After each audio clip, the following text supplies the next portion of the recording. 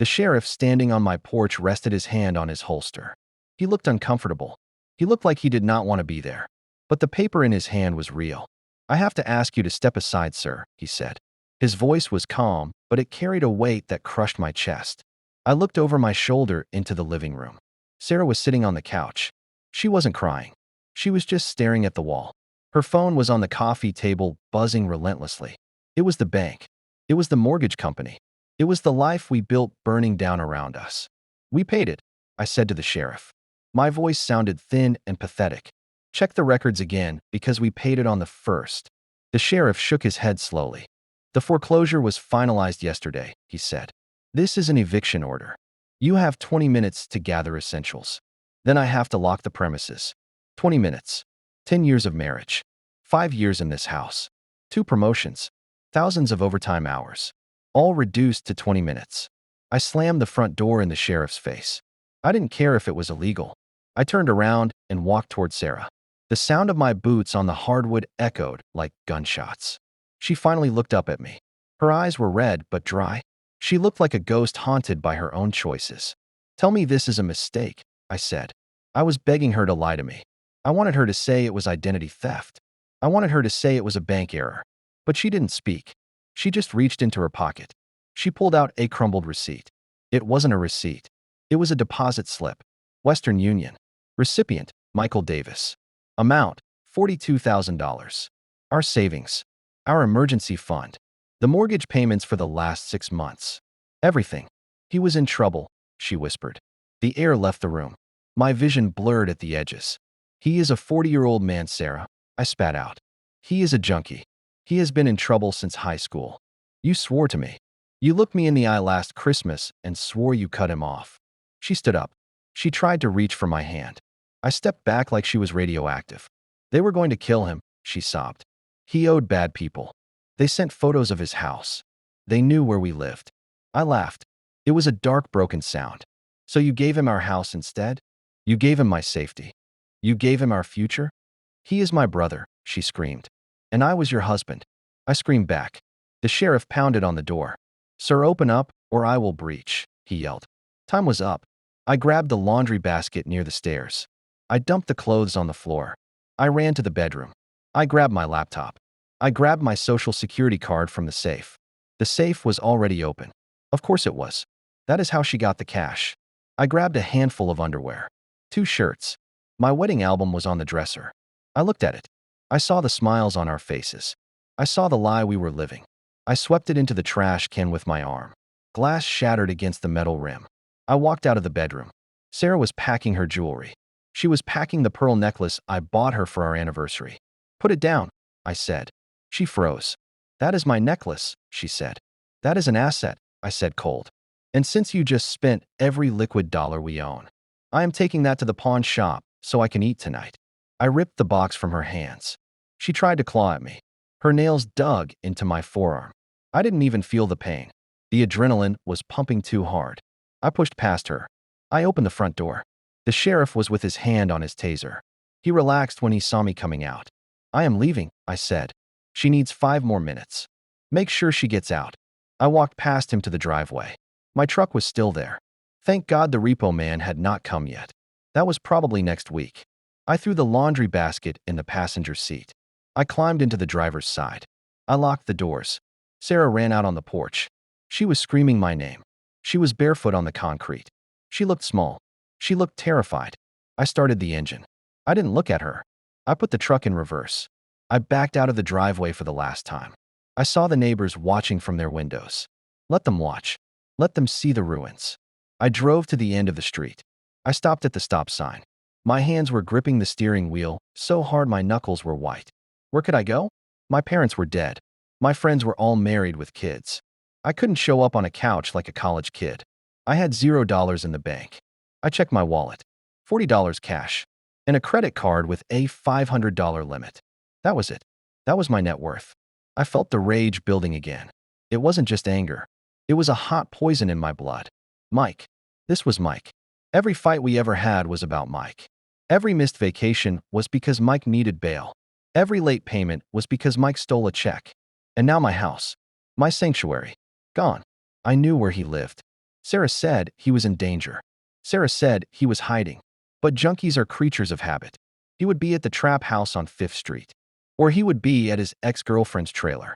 I turned left. I wasn't going to a hotel. I was going to find Mike. The drive took 30 minutes. Every red light felt like an insult. Every happy couple walking their dog made me sick. I pulled up to the trailer park. It was muddy. It smelled like burning trash and despair. I saw his car, a beat-up Honda Civic. It was parked in front of Lot 42. Wait. I squinted through the windshield. There was a brand new jet ski on a trailer attached to the Honda. A jet ski. My stomach twisted into a knot. I parked my truck blocking him in. I got out. I didn't close the door. I marched up to the aluminum door. I didn't knock. I kicked the door right next to the lock. The frame was rotten wood. It splintered instantly. The door swung open and bounced off the wall. The smell hit me. Stale beer, cigarettes, and pizza. Mike was sitting in a recliner. He had a beer in one hand. He had a game controller in the other. There was a flat-screen TV on the wall. It looked bigger than mine. He jumped up. "Whoa, hey man, what the hell?" He yelled. He looked healthy. He didn't look like a man with a hit on his head. He didn't look like a man who needed rehab. He looked like a man who just won the lottery. "Where is it?" I asked. My voice was too quiet. "Where is what?" He stammered. "You breaking in here, man?" "I will call the cops." I stepped into the room. I kicked the pizza box off the coffee table. "Call them," I said. "Call the cops, Mike. Tell them you stole 42 grand from your sister. Tell them you made her commit fraud." His eyes widened. He took a step back toward the kitchen. "I didn't steal nothing," he said. "She gave it to me. It was a gift. Family helps family." "A gift," I repeated. I looked at the jet ski brochure on the counter. I looked at the new TV. I looked at the stack of scratch-off tickets on the floor. "She said you were in danger," I said. "She said bad men were coming for you." Mike laughed. It was a nervous giggle. "Yeah, well, it felt like danger. I owed some guys, but I paid them off. And I had a little left over." "A little left over?" I roared. I lunged at him. He tried to dodge.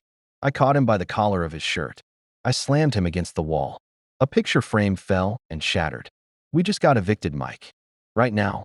The sheriff just locked us out. Because you needed a jet ski." He pushed me back. He was scrappy.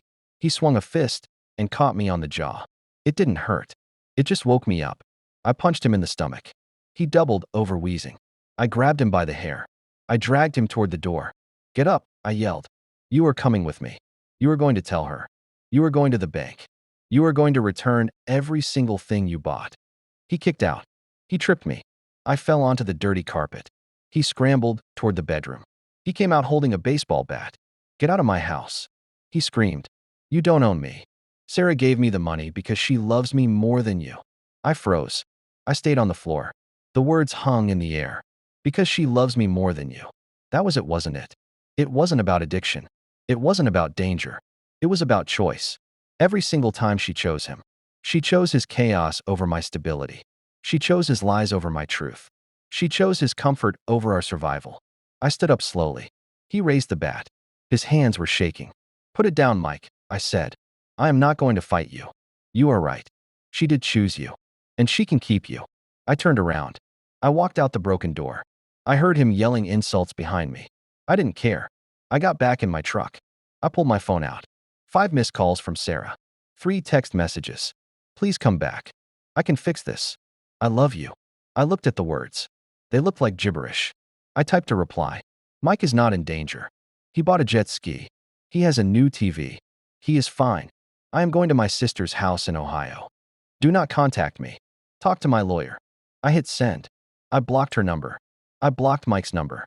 I threw the phone on the passenger seat. I started driving north. I didn't have gas money to get to Ohio. I would have to sleep in the truck. I would have to eat cheap. But as I hit the highway, the chest pain started to fade. The sun was setting. The sky was turning purple and orange. I was homeless. I was broke. I was single. But for the first time in 10 years, I wasn't carrying the weight of a grown man on my back. I was free. Or so I thought. My truck engine sputtered. I looked at the dashboard. The check engine light flashed on. Steam started rising from the hood. "No," I groaned. "No, no, no." I pulled over to the shoulder. Traffic whizzed by at 80 miles per hour. The truck died before I came to a full stop. I sat there in the silence. The hazard lights clicked rhythmically. Click, click, click, click. I rested my head on the steering wheel. And then I laughed. I laughed until tears ran down my face. I was stuck on the side of the interstate, in the dark, with no money, and no one to call. A cop car pulled up behind me. Blue and red lights flashed in my rearview mirror. Great. Just great. I rolled down the window. The officer walked up with a flashlight. He shined it in my face. Engine trouble, son? He asked. He looked older. Kind eyes. Yeah, I said. Think the radiator blew. You got AAA? He asked. Nope, I said.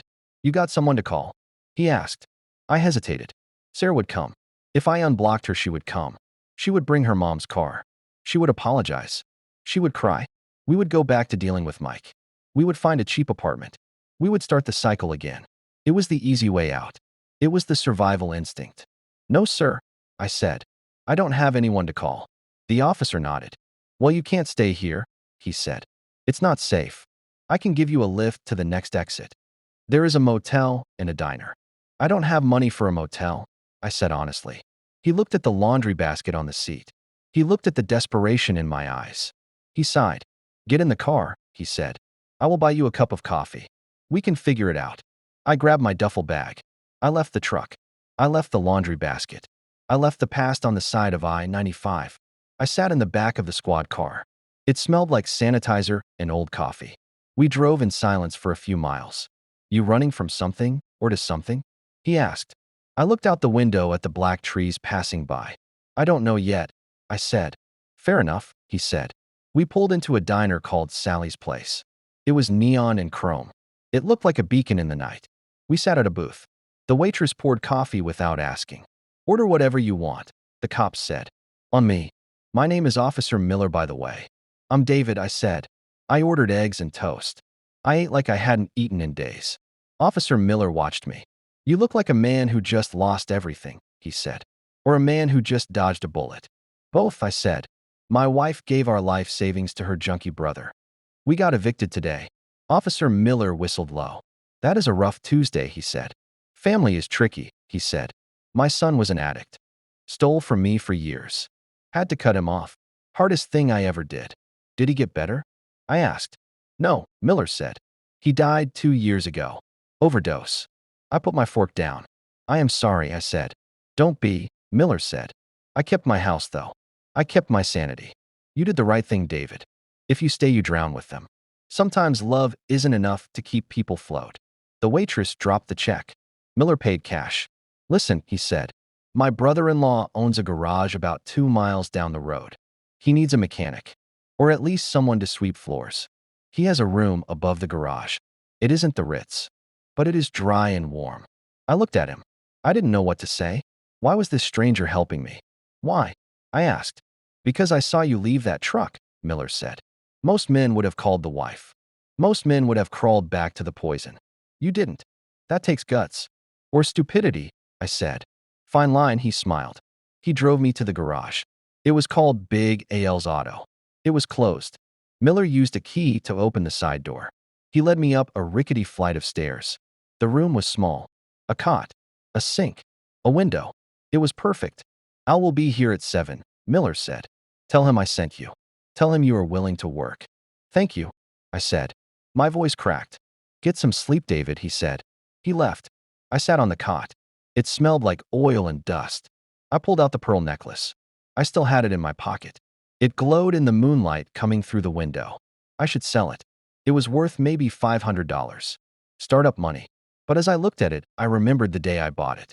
We were happy then. Before Mike's problems became our problems. Before the lies. I realized I wasn't just angry. I was grieving. I was mourning the death of my marriage. I lay down on the cot. I didn't sleep. I stared at the ceiling. At 7 a.m. sharp, I heard a door slam downstairs. I went down. Big L was huge. Grease under his fingernails. Beard like steel wool. Miller called me. He grunted. Said you need work. I do, I said. You know cars? He asked. I can change oil and brakes, I said. I learned fast. Grab a broom, he said. $15 an hour. Rent is taken out of your pay. Don't steal from me, and we won't have a problem. I won't, I said. I started sweeping. The rhythm was soothing. Back and forth, cleaning up the mess. Around noon, a car pulled into the lot. It was a familiar car. My heart stopped. It was Sarah's mom's Buick. Sarah got out. She looked wrecked. She had been crying all night. How did she find me? Officer Miller. He must have told her. Or maybe she tracked my phone before I blocked her. She ran into the garage. David, she cried. Al looked up from under a hood. This the wife? He asked. Yes, I said. Take it outside, Al said. I don't want drama in my shop. I walked outside. I stayed 5 feet away from her. David, please, she said. I went to the truck. It was gone. I was so scared. I found Mike. I saw the jet ski. I screamed at him. I took the rest of the money back. He had 5,000 left. We can start with that. We can get an apartment. I am so sorry. I will never speak to him again. She was shaking. She held out a bundle of cash. $5,000. It looked like Monopoly money. It is too late, Sarah, I said. It isn't too late, she pleaded. We are married. For better or worse. This is the worse. But we can get back to the better. I looked at the cash. I looked at her. I loved her. God help me, I still loved her. But I saw the pattern. Mike would call in a month. He would be sick, or arrested, or dying. And she would go, because it was her blood. And I would be the bad guy again. Did you call the cops on him? I asked. She froze. What? Did you report the fraud? I asked. Did you send your brother to jail for stealing our life? She looked down. I can't put him in jail, David. He would die in there. He is my little brother. There it is, I said. You made your choice again. Even now. Even after he ruined us. You are protecting him. I am not protecting him, I am just not destroying him. She yelled. He destroyed me. I yelled back. And you helped him. I turned back to the garage. Go home, Sarah, I said. Use the 5 grand for a lawyer. You are going to need one for the divorce. David, no. She screamed. She grabbed my shirt. I gently pried her fingers off. It was the hardest thing I ever did. Harder than walking away from the house. Harder than sleeping in the truck. I looked her in the eye. I can't save you anymore, I said. Because you don't want to be saved. You want to be a martyr for Mike. Well, congratulations. You are on the cross alone now.